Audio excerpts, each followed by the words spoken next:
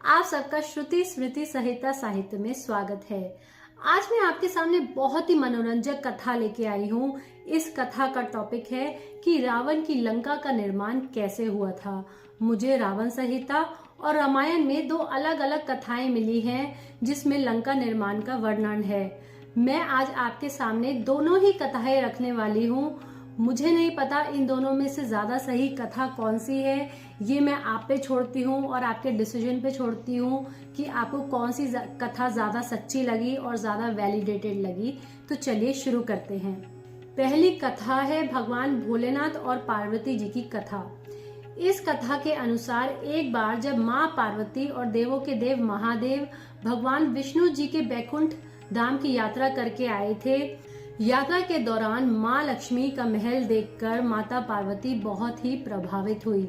महल के ख्यालों में खोई हुई माँ पार्वती कुछ समय बाद भोलेनाथ के पास पहुंची और महादेव से कहने लगी, आप खुले आसमान के नीचे कैलाश पर्वत और शमशानों में रहते हो, जबकि आप देवों के देव महादेव हैं। आपके पास सब कुछ होते हुए भी आप इन वनों में भटकते रहते हो और आपके साथ मुझे भी घूमना पड़ता है और खुले आसमान के नीचे रहने को मजबूर होना पड़ता है। माता पार्वती की बात सुनकर महादेव बोले, देवी हम वैरागी हैं, हमें क्या लेना महलों में रहकर। तो माँ पार्वती ने इस बात की हट की कि नहीं, मुझे भी एक ऐसा महल चाहिए जो इंद्रदेव के स्वर्ग से और तीनों लोकों से भी ज्यादा सुंदर हो। बाबा भोलेनाथ ने माता पार्वती को समझाने की लाख कोशिश की, देवी हम कैलाश में ही ठीक हैं, हमें महलों से कोई मोह नहीं है। लेकिन माँ पार्वती नहीं मानी और वो इस बात का पहले से भी अधिक हट करने लगी कि मुझे भी महलों में ही रहना है, कब तक खुले आसमान के नीचे रहूं। माँ पार्वती की इस हट को देखकर बाबा को झुकना पड़ा और उन्होंने कहा, तो ठीक है, जैसी तुम्हारी इच्छा। इसके बाद महादेव जी ने विश्वकर्मा जी को बुलाया और उनसे कहा कि हमारे लिए एक ऐसी सोने की नगरी बनाओ और महल बनाओ। महल ऐसा हो कि जिसकी शोभा तीनों लोकों में हो और ऐसा अद्भुत महल कहीं भी ना हो। तब विश्वकर्मा जी ने महादेव की इच्छा अनुसार खुशी खुशी लंका में एक सोने का महल बना दिया। फिर बाबा ने माँ को कहा कि पार्वती अब हम इसमें तब प्रवेश करेंगे जब इसका गृह प्रवेश हो जाएगा। महादेव ने उस अद्भुत महल का गृह प्रवेश बड़ा धूमधाम से करवाने की सोची। लंका के अद्भुत महल की गृह प्रवेश के लिए सभी देवी देवताओं को न्योता दिया गया। सभी देवता भी गृह प्रवेश के अवसर पर आए और उस महल की सुंदरता को देखकर मंत्र मुग्ध हो गए। लेकिन जिस पंडित ने उस अद्भुत महल का गृह प्रवेश करवाया था, जब भोलेनाथ ने उससे ये पूछा कि मांगो, आपको क्या चाहिए दान में, तो उन्होंने दान में महादेव से वे सोने का महल ही मांग लिया। तब महादेव ने खुश होकर उन्हें तथास्तु बोल दिया। ये देखकर माँ पार्वती बहुत क्रोधित हुई और उन्होंने उस पंडित को ये शाप दिया कि तुमने भोलेनाथ के भोलेपन का फायदा उठाया है। मैं तुम्हें शाप देती हूँ कि जिस महल को तुमने बाबा से मांगा है, तेरे इसी महल को शिव के 11वें अवतार के हाथों जलना होगा, अर्थात कि शिव का 11वां अवतार तेरे इस महल को जलाकर भस्म कर देगा। शिव जी के 11वें अवतार हनुमान जी को माना जाता है। हनुमान जी ने रावण की सोने की लंका को जलाकर भस्म कर दिया था। कुछ कहानियों में यह भी कहा जाता है, उस वक्त हनुमान जी की पूंछ जो तेजी से बढ़ रही थी, उस वक्त महादेव के अवतार हनुमान जी की पूंछ में माता पार्वती स्वयं विद्यमान थी। मैं आपको बता दूं कि कई कथाओं के अनुसार वो पंडित जिसने गृह प्रवेश किया था वो रावण खुद था, मगर मुझे इस तथ्य पे थोड़ी सी शंका है क्योंकि रावण से पहले लंका कुबेर को विश्व ने दी थी। रावण का जन्म इसके बाद हुआ था, तो शायद ये कोई रावण के पूर्वज हो सकते हैं। अब चलते हैं लंका निर्माण की दूसरी कहानी पे। इस कहानी को बहुत ही ध्यान से सुनिएगा, वरना आप बहुत ज्यादा कंफ्यूज हो जाएंगे और आपको ये कहानी समझ नहीं आएगी। इस वीडियो को अंत तक देखिएगा इस कथा को अच्छे से समझने के लिए। तो कथा है राक्षस राज शुकेश की और उनकी आगे और पिछली पीढ़ियों की। मैंने ये कथा खुद रावण संहिता से पढ़ी है और जो मैं आपके समक्ष रखने वाली हूँ। राक्षस राज सुकेश राक्षस जाति के पूर्व पुरुषों में से एक हैं। वह एक लौता ऐसा राक्षस है जिसे स्वयं महादेव और माता पार्वती का पुत्र होने का गौरव प्राप्त है। पुराणों के अनुसार परम पिता ब्रह्मा से 2 विकराल राक्षसों की उत्पत्ति हुई और वहीं से राक्षस कुल का आरंभ हुआ। उनका नाम था हेति और प्रहेति। प्रहेति अच्छा चरित्र वाला था और तपस्या में लीन हो गया। हेति का विवाह यमराज की बहन भया से हुआ, जिससे उन्हें विद्युत केश के नाम का पुत्र हुआ। विद्युत केश ने राक्षस कुल को आगे बढ़ाया और उसके साम्राज्य का विस्तार जारी रखा। उसने संध्या की पुत्री सालकष्टका से विवाह किया।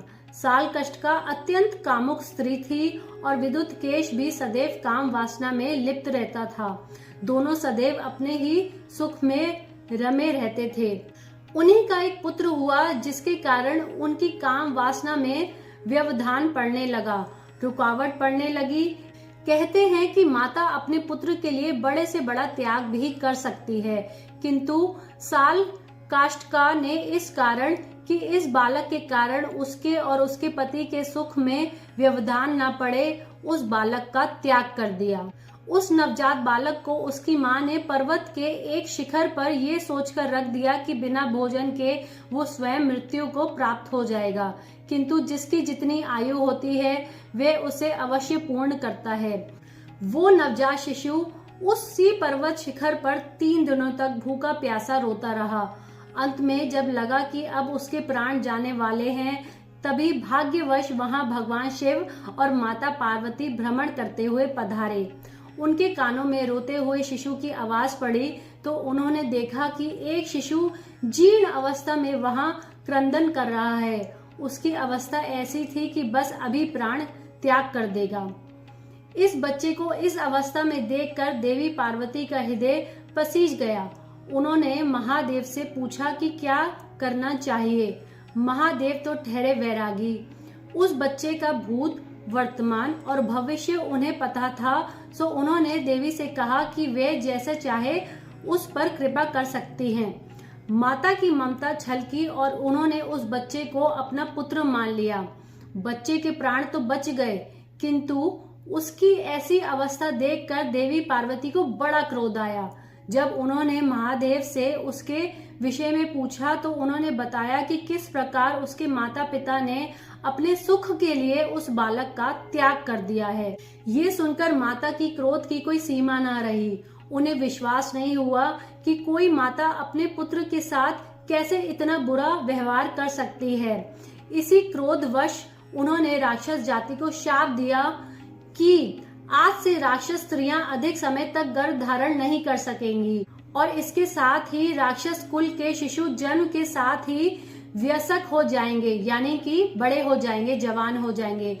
इसी श्राप के कारण राक्षस जाति का हर शिशु जो जन्म लेता था वो उसी समय बड़ा हो जाता था और अपनी माता के उम्र का हो जाता था। इसके बाद माता पार्वती ने उसके रेशमी और घुंघराले बालों के कारण उसका नाम सुकेश रखा।